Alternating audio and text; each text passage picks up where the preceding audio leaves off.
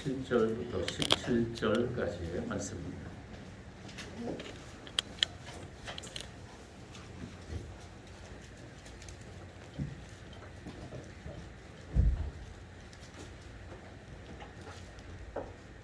본문의 말씀은 신약성경 92면 정도 있습니다. 우리에게 주신 하나님의 말씀인 줄 믿고 한 절씩 교독할 때 주님의 음성 듣기를 원합니다. 요한이 세례를 받으러 나오는 무리에게 이르되 독사의 자식들아 누가 너희에게 일러 장차 올 진노를 피하라 하더냐.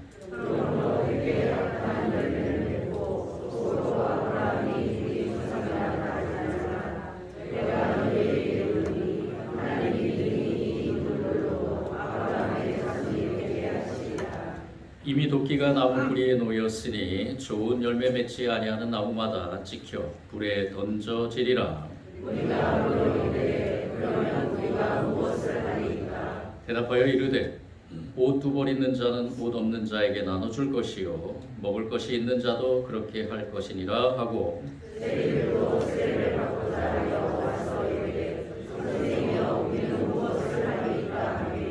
이르되 부과된 것 외에는 거두지 말라 하고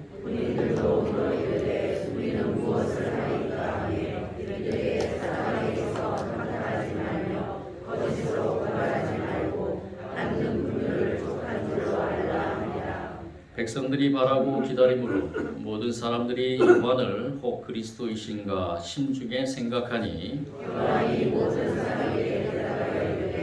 나는 물론 너희에게 세례를 베풀거니와 나보다 능력이 많으시니가 오시나니 나는 그의 신발끈을 풀기도 감당하지 못하겠노라. 그는 성령과 불로 너희에게 세례를 베푸실 것이라. 읽겠습니다. 손에 키를 들고 자기의 타작 마당을 정하게 하사 알곡은 모아 곳간에 들이고 죽정이는 꺼지지 않는 불에 데우시리라. 아멘. 오늘 말씀의 주인공은 세례 요한입니다.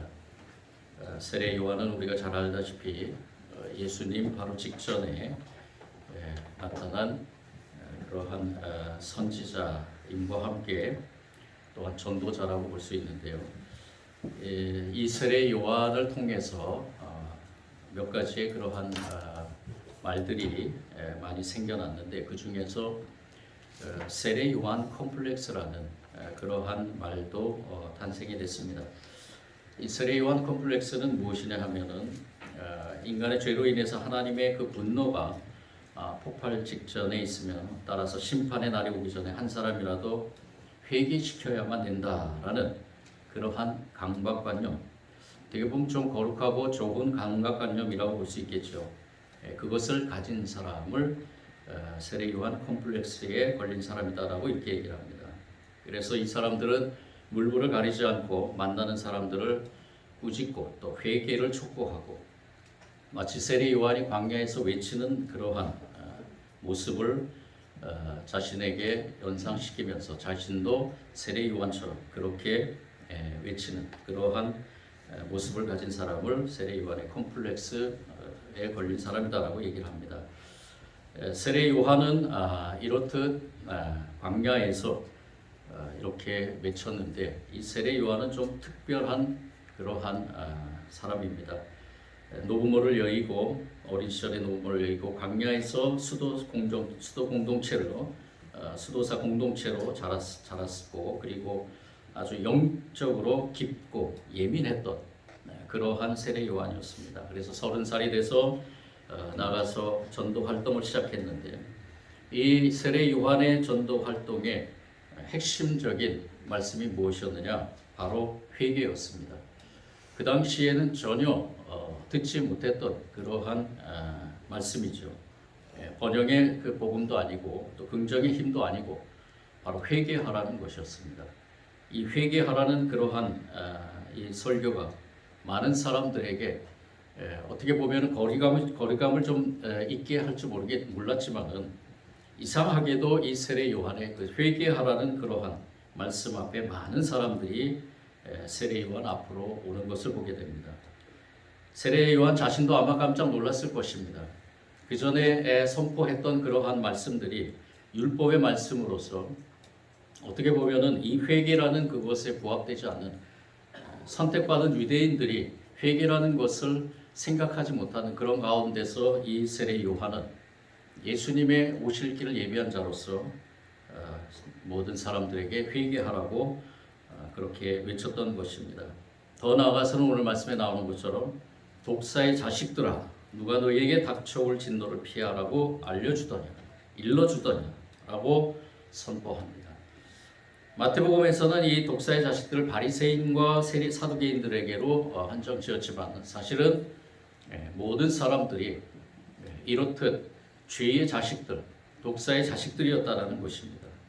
그렇게 외치면서 이 세례 요한은 당당하게 회개를 촉구하며 하나님 앞에 진정으로 회개해야 될 것을 외치고 있는 것을 보게 됩니다. 우리가 간혹 가다가 지하철이나 또는 지하철 안에서 또는 시장 안에서 하나님 나라, 천국에 대해서 외치는 사람들을 보게 되죠. 그들이 외치는 그 외침, 흡사 이 세례 요한이 광야에서 또는 많은 지역에서 외치는 그러한 세례 요한의 모습과 흡사하지 않는가라고 생각이 들 수 있는데요. 어쨌든 이러한 세례 요한의 컴플렉스가 이들로 하여금 가만히 있지 못하게 하고 하나님 나라를 선포하며 또한 이 세례 요한과 같이 회개하라고 외치는 그러한 사람들의 모습을 보게 됩니다. 이 세례 요한은 어떻게 보면은 사람들이 흉내낼 수 없는 그러한 권위를 가지고 있었습니다. 세례 요한이 이렇게 회개하라고 외친 것에는 하나님이 주신 특별한 권위가 있었다라는 것입니다. 그 권위로 인해서 많은 사람들이 세례 요한 앞으로 온 것입니다. 거부할 수 없는 권위. 이 권위가 이 세례 요한으로 하여금 회개의 메시지를 전하게 하고 그 회개의 메시지 앞에 많은 사람들이 나와서 이 세례 요한 앞에 세례를 받는 그러한 모습을 보게 됩니다. 유대인들이 가지고 있었던 헛된 영적 자만심을 이 세례 요한은 사정없이 허물어 버렸습니다. 유대인들은 자신들이 아브라함의 자손이라는 그 사실에 희망을 걸고 있었습니다.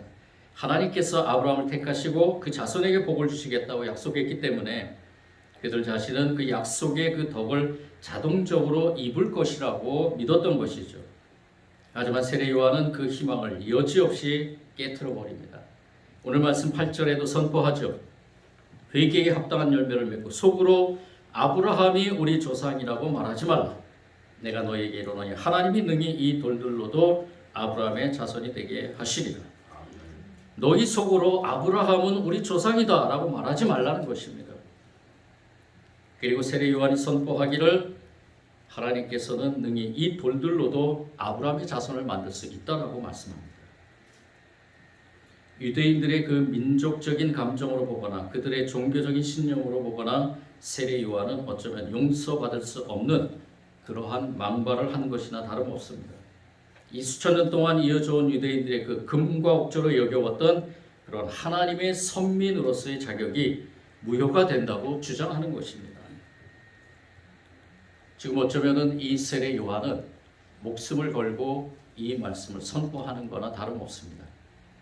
세례 요한이 볼 때는 아브라함의 자손이라는 그 명목이 아니라 회개해야만 하나님의 자녀로 살아갈 수 있기 때문에 이 세례 요한은 목숨을 걸고 이 유대인들에게 회개하라고 외친 것입니다.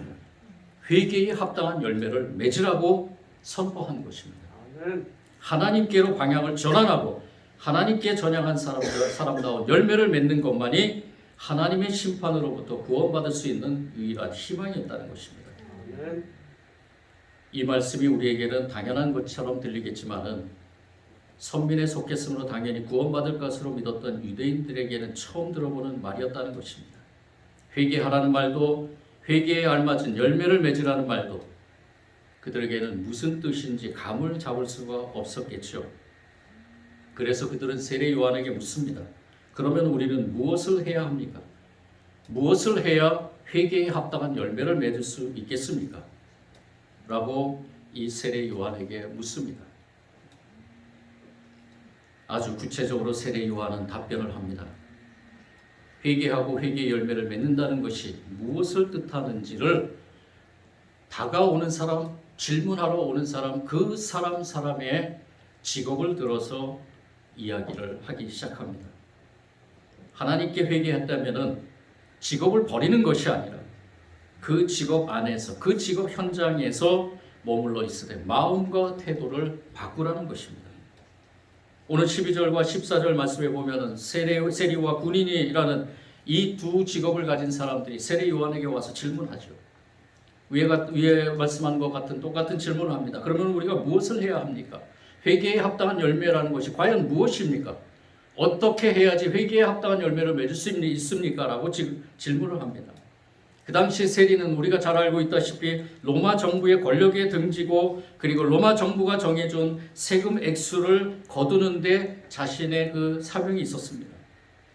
그런데 그들은 그 정해놓은 액수 외에 더 많은 것을 걷어서 정해놓은 것은 로마 정부에 바치고 나머지 더 남은 것은 자기가 취하는 그러한 일들을 했다는 것입니다. 우리나라에 제가 알기로는 우리나라 일제강점기 때도 이런 일들이 있었다 그러는데요.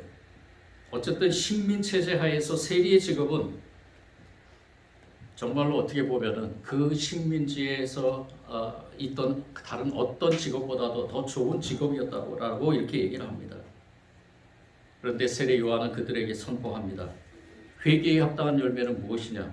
너에게 정해준 것 외에 더 받지 말라라는 것입니다. 두 번째, 군인이 다가오죠. 로마 군대에 일하는 사람이거나 아니면 유대인 그 자치 군대에 소속된 사람들을 말합니다. 이 군인이 이러한 자신의 그 사실은 조그마한 그런 권력인데도 불구하고 그 권력을 가지고 이 로마 그 압제하에서 자신의 그 권력을 가지고 자신의 동포들에게, 민족들에게, 백성들에게 이 권력을 휘두르는 그러한 일들이 비일비재하는 가운데서 이 군인은 이 세례 요한에게 똑같은 질문을 한 것입니다. 그때 세례 요한이 뭐라고 얘기합니까? 아무에게도 협박하여 억지로 빼앗거나 거짓 고소를 해서 빼앗거나 속여서 빼앗지 말고 너희 봉급으로 만족해라 라고 말합니다. 이 두 가지 예를 보듯이 하나님께로 방향 전환을 했다는 말은 삶의 태도가 구체적으로 바뀌어야 된다는 것입니다. 회개라는 것은 바로 이런 것이라는 것이죠. 회개의 열매는 바로 이런 것이라는 겁니다. 직업을 바꾸는 것이 아니라 지금 종사하고 있는 그 직업 안에서 하나님의 뜻에 맞게 섬기는 삶을 살아야 된다는 것입니다. 하나님 앞에 진실로 회개했다면 배우자에 대한 태도도 변화해야 되고요. 자녀들에 대한 태도도 변화해야 되고 부모에 대한 태도도 변화해야 되고 직장에서 동료 직원들을 대하는 태도도 달라져야 된다는 것입니다. 회개의 열매가 구체적으로 나타나야 한다는 것입니다. 그것이 없으면 아브라함의 자손이라는 사실은 아무런 소용이 없다는 것입니다. 교회 여러분, 이 시간 한번 생각해 보길 원합니다. 세례 요한이 다시 나타난다면 이 시간에 저와 여러분에게 무슨 말을 할까요? 너희가 기독교인이라고 해서 자동적으로 구원받을 것이라고 착각하지 말라. 너희가 목사라 해서 혹은 직분자라고 해서 혹은 신앙생활을 오래 했다고 해서 자동적으로 구원받을 것이라고 오해하지 말라. 회개하고 회개에 합당한 열매를 너희 삶에 열리게 하라. 그것 없이는 희망도 없다. 이렇게 하지 않을까? 이 말씀을 듣고 우리도 질문할 수 있습니다. 그러면 회개하고 회개에 합당한 열매를 맺으라는 말이 무슨 뜻인지 잘 모르겠습니다. 어떻게 하라는 말인지 구체적으로 설명해 주실 수 있습니까? 이것에 대해서 어떤 목사님은 한 글에서 이렇게 구체적으로 아주 자세하게 써놓은 글이 있었습니다. 제가 그대로 읽어드리겠습니다. 정치인, 재선을 목적으로 삼지 말고 공익을 위해 봉사하라. 당신의 지위를 사용하여 부정한 이익을 얻으려 하지 말고 뇌물을 거절하라. 공무원, 시간 때우기를 목적으로 삼지 말고 당신이 받은 혜택에 상응하도록 성실껏 일하라. 근무 시간에 사무실에서 업무 외에 다른 것으로 시간 낭비하지 마라. 교사, 어린 아이들을 차별하지 말라. 지식 전달을 넘어서 영감을 주는 교사가 되라. 촌지를 탐하지 말라. 식당 주인, 내 가족의 식탁을 차리듯 좋은 재료를 사용하고 정결하게 조리하라. 종업원들을 선대하라. 종업원, 눈가림으로 일하지 말라. 성실껏 당신의 소임을 다하라. 부정한 방법으로 수입을 올리려 하지 말고 주어진 급료에 만족하라. 목사, 내 설교 앞에 내 자신이 먼저 무릎을 꿇어라.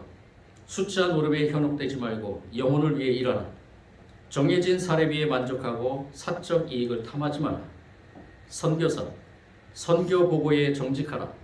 선교를 이익으로 수단을 삼지 말고 현지인들 위해 군림하려 하지 말라. 과학자, 연구비를 이용하지 말라. 연구 결과를 조작하지 말라. 인류의 공익에 유익한 연구를 하라. 회계사, 세많은 일에 있어서 정직하고 부정한 이득을 탐하지 말라. 자영업자, 손님들에게 정직하고 진실하게 최선을 다하라. 합리적인 이익 이상을 취하지 말고 세금 보고에 정직하라. 변호사, 돈을 위해서가 아니라 정의를 위해서 일하라. 억울한 눈물의 대가로 부를 얻지 말라. 의사, 환자를 마음으로 진료하고 보살피라. 돈이 아니라 생명을 구하라. 은퇴한 사람, 노후의 시간을 허비하지 말라. 사랑하고 섬기고 베푸는 일에 힘쓰라. 예술가, 명성을 위해 일하지 말고 작품을 통해 영혼을 순화시키는 일을 위해 헌신하라. 작가, 대박을 터뜨릴 욕심을 버리고 진리를 위해 글을 쓰라. 운동선수, 최고가 되기보다는 최선을 다하라. 성공한 다음에도 한 사람의 배우자에게 만족하고 충실하라. 금발의 미녀를 조심하라. 어떻습니까? 이 요청에 대해서 저와 여러분의 답은 어떻습니까? 그쯤이야 벌써부터 해오고 있습니다. 저는 부끄러울 것이 하나도 없습니다. 라고 생각하신다면 그분에게 저는 축하의 말씀을 드리겠습니다. 또 존경합니다. 그 마음 그 태도 변치 않도록 힘쓰길 바랍니다. 하지만 다음과 같은 말씀을 하실 분들은 더 많을 것입니다. 아픈 곳을 찌르십니다. 저보고 어쩌라고요? 저도 그래도 하는 줄 알지만은 그럴 사정이 아닙니다. 이러한 고백을 하는 저와 여러분 가운데 오늘 세례 요한은 계속해서 외칩니다. 회개에 합당한 열매를 맺어라. 이보다 더 심한 말을 또 세례 요한은 선포합니다. 11절의 말씀이죠. 옷 두 벌 있는 자는 옷 없는 자에게 나눠줄 것이요 먹을 것이 있는 자도 그렇게 할 것이니라. 옷 두 벌 있는 자, 먹을 것이 있는 자. 지금 이 사회에서 생각해 보면은 저와 여러분은 너무나 풍족한 삶을 살고 있습니다. 냉정하게 생각해 보면은 자본주의 사회에서 살아가는 사람으로서 세례 요한의 요청을 고지고대로 따를 수 없다고 얘기할 수 있습니다. 우리 모두의 삶에서 돌아보면은 우리 냉장고에 오늘 먹을 것만 이 음식만 있는 것이 아니라 내일 모레 급히 며칠을 먹을 것이 냉장고에 쌓여 있습니다. 옷도 한 벌만 있는 것이 아니죠. 두 벌만 있는 것이 아니죠. 철마다 새로운 옷들을 탐하며 또 새로운 옷들을 우리가 사면서 옷을 바꿔가면서 입습니다. 돈이든 음식이든 옷이든 무엇이든지 오늘 나의 필요를 넘어가는 것이며 없는 사람에게 다 나눠줄 수 있는 것이 우리의 삶의 모형이 되어야 될 텐데 그러지 못하는 우리의 모습을 보게 됩니다. 우리가 사는 이 세상은 내 자신의 앞날을 나 외에는 책임질 수 없기 때문에 앞으로의 삶을 우리가 예비하면서 살아가는 그러한 모습이 우리의 삶의 모습이라고 볼 수 있습니다. 우리 사회 구조나 경제 구조가 그렇게 만들기 때문에 나 자신이 앞으로 살아가는 앞으로의 미래에 대한 불확실 때문에 그것을 예비하며 살아가는 우리의 삶이라고 볼 수 있겠죠. 그렇기 때문에 우리는 다만 오늘 먹고 입고 마실 것만 가지고는 만족할 수 없는 우리의 삶이라고 볼 수 있습니다. 미래를 위해 비축해놓는, 저축으로도 부족해서 보험을 들고 그리고 이후에도 20년 이상 살 것이므로 든든하게 노후를 준비하는 우리의 삶입니다. 적어도 집 한 채는 있어야 되고 가능하면 한두 채도 더 마련해 두어야 마음이 편하고 그래야만 황금색 은퇴를 즐길 수 있다고 생각하면서 이렇게 우리는 쌓아놓고 살아가는 인생입니다. 만약에 이 시간에 세례 요한이 다시 와서 우리의 이 사정 얘기를 들으면 뭐라고 얘기할까요? 시대가 많이 바뀌었군요. 제가 양보하죠. 너무 많은 옷을 사지 말고 안 입는 옷은 구호기간에 도네이션 하시오. 기부하시오. 능력건 양식을 비축해도 돼. 배고픈 사람들을 위해 가끔 캔 음식을 도네이션하는 거 잊지 마시오. 불안한 미래를 위해서 충분히 저축해도 돼. 그래도 가끔은 가난한 사람들 생각하고 부스러기 돈이라도 도네이션 하시오. 이렇게 세례 요한이 외칠까요? 저는 아니라고 봅니다. 이 시대에도 세례 요한은 강력하게 외칠 것입니다. 회개에 합당한 열매를 맺어라. 그리고 옷 2벌 있는 자는 1벌 나눠줘라. 먹을 것이 풍족한 이 시대에서도 세례 요한은 끊임없이 우리에게 먹을 것을 나눠주라고 외칠 것입니다. 저는 이 말씀을 준비하면서 많은 갈등과 또 하나님 앞에 엎드려 기도하면서 이것을 그러면 하나님 어떻게 적용을 할까요? 오늘 이 시대에 우리가 살아가는 삶에서 너무나 풍족한 이 시대에 하나님 이것을 어떻게 적용하면서 살아가야 되나요? 많은 고민과 기도하는 가운데서 한 가지, 내가 너에게 준 말씀 있지 않느냐? 네가 처음 다시 시작하면서 네가 나의 소명감을 받으면서 내가 너한테 준 하나의 말씀 있지 않느냐? 그 말씀을 기억하라는 것입니다. 그 말씀이 무엇이냐? 바로 고린도후서 7장 10절 말씀. 하나님의 뜻대로 고민하는 자, 하나님의 뜻대로 근심하는 자. 하나님, 그게 무슨 말입니까? 이 말씀과 무슨 연관이 있습니까? 이 세례 요한을 통해 선포되는 것도 하나님의 말씀입니다. 하나님 말씀 앞에 저와 여러분이 그 말씀을 그냥 듣고 흘려보내면서 그냥 지나가는 것이 아니라 그 말씀을 듣고 근심하며 고민해야 된다는 것입니다. 그 하나님 말씀 앞에 내가 거룩한 근심을 해야 된다는 것이죠. 우리가 모두가 하나님의 백성들이 어떻게 하면 하나님, 내가 회개에 합당한 열매를 살 수 있습니까? 내가 지금 이러한 삶을 살고 있는데 그 삶 속에서 내가 어떻게 하면 하나님 회개에 합당한 열매를 맺을 수 있습니까? 끊임없이 고민하며 근심하며 하나님 앞에 나아가는 것, 그것이 저와 여러분이 할 일이라는 것입니다. 이 고민이 우리 마음에 살아있다면, 그리고 그 고민을 통해 그 고민을 기도에 담아서 씨름하다 보면 우리의 무한한 욕심을 절제할 수 있고 먹고 입고 자는 일에 대한 소비를 줄여가는 시작을 할 수 있고요. 노후 준비를 빌미로 해서 한없이 쌓아둔 일도 하지 않을 것이며 지나친 소비나 비축을 할 만한 그런 경제적 여유가 없는 분들은 이 거룩한 고민을 통해 자족하고 감사할 수 있는 그러한 능력을 얻을 것이라는 것입니다.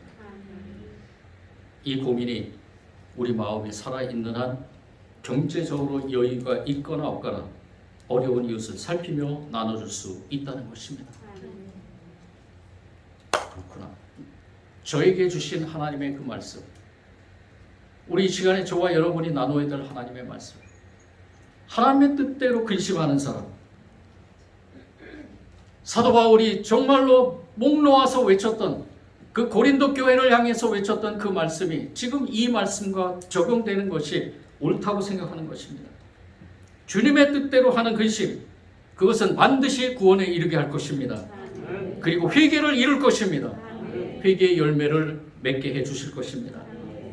저는 믿습니다. 우리 연약하지만 성령님께서 우리와 함께 하시기 때문에 우리가 어느 순간 어느 자리에 있든지 어떤 상황에 있든지 우리는 이러한 거룩한 근심을 하나님 앞에서 끊임없이 해야 될 것입니다. 어떨 때는 이것이 귀찮아질 수도 있습니다. 마음에 부담을 줄 수도 있죠. 타락한 우리의 욕심은 이 고민을 떨쳐버리려고 합니다. 이 고민을 멈추는 순간 우리는 마음 놓고 우리의 욕심을 따라 살게 됩니다. 마음껏 우리 자신을 위해 쌓아놓고 살게 될 것입니다. 우리에게 남겨진 여윳돈과 여벌의 옷과 남은 음식에 대해 하나님께서 무엇을 기대하실지를 새카맣게 잊고 망각하고 살게 될 것입니다. 온갖 여유를 주어 섬기며 오로지 긁어 모으려고 할 것입니다. 그렇게 하여 불안한 미래를 위해 단단히 준비를 하지만 실은 그것이 그 사람의 미래를 더 위태롭게 만든다는 사실을 모릅니다. 저와 여러분은 고민하는 사람들이어야 됩니다. 거룩한 고민을 해야 됩니다. 영적으로 절대 고르게 높은 경지를 바라보며 지금 나의 죄스러운 삶에 대해 고민하는 사람들이어야 됩니다. 경제적으로 절대 나눔의 높은 경지를 바라보며 지금 나의 손에 있는 물질을 두고 고민하는 사람들이어야 됩니다. 음식을 차리면서 먹을 것이 없는 사람들을 생각하며 이렇게 먹어도 되나라고 묻기를 귀찮아하지 말아야 됩니다. 쇼핑을 하면서도 입을 것이 없는 사람들 생각하며 얼마나 써야 하나라고 묻기를 성가시게 생각하지 않아야 됩니다. 사회적으로 절대 정직이라는 높은 경지를 바라보며 지금 나의 부정직함을 두고 고민하는 사람들이어야 됩니다. 직장에서 일하면서 하나님의 뜻이 무엇인지를 두고 고민하기를 번거롭게 생각하지 말아야 될 것입니다. 오늘 말씀이 저와 여러분에게 이러한 메시지로 들리길 원합니다. 거룩한 근심, 거룩한 고민. 어떤 사람은 묻습니다. 목사님, 거룩한 근심, 왜 기독교인들이 근심을 합니까? 고민을 합니까? 하나님께서 다 채워주시고 하나님의 은혜를 누리는데 왜 고민하고 근심합니까? 맞습니다. 그 말도 맞지만은 우리는 하나님 앞에 정직해야 됩니다. 죄인임을 고백하면서 나 자신의 연약함을 고백하면서 끊임없이 하나님 말씀 앞에 근심하고 고민하고 성령님께서 반드시 우리에게 해답을 주십니다. 그 해답에 저와 여러분은 내일 하겠습니다, 모레 하겠습니다 하지 마시고 바로 그 순간 결단하시고 하나님의 뜻을 이루어가는 저와 여러분이 되기를 원합니다. 회개의 삶, 회개의 열매는 바로 이런 것입니다. 우리에게 이러한 영적으로 주시는 귀한 말씀 가운데 좁은 길을 걸으며 기뻐할 것이며 즐거운 마음으로 십자가를 지고 갈 것임을 믿습니다. 우리에게 성령의 능력은 무한합니다. 우리 말씀 꼭 기억하시고 하나님 앞에 거룩한 근심으로 나아가는 저와 여러분이 되기를 원합니다. 사랑해 주님 감사합니다. 부족하고 연약한 저희들 이 세상에 사는 삶 동안 끊임없이 하나님 말씀 앞에 서기를 원합니다. 하나님 말씀으로 많은 우리 내면에서 영적으로 일어나는 갈등, 근심, 걱정 가운데서 주님 이러한 거룩한 근심이 우리에게 회개의 열매로 이어지게 하여 주옵소서. 우리의 삶이 어떠한 삶인지 주님께서는 아십니다. 그렇지만 그 삶을 핑계로 대지 말게 하시고 그 삶 속에서 세례 요한을 통해서 주님께서 선포하셨던 그 말씀대로 회개의 열매를 맺으며 주님께 영광 돌리는 우리 모든 성도들의 삶이 되게 하여 주옵소서. 감사드리며 예수님 이름으로 기도드립니다.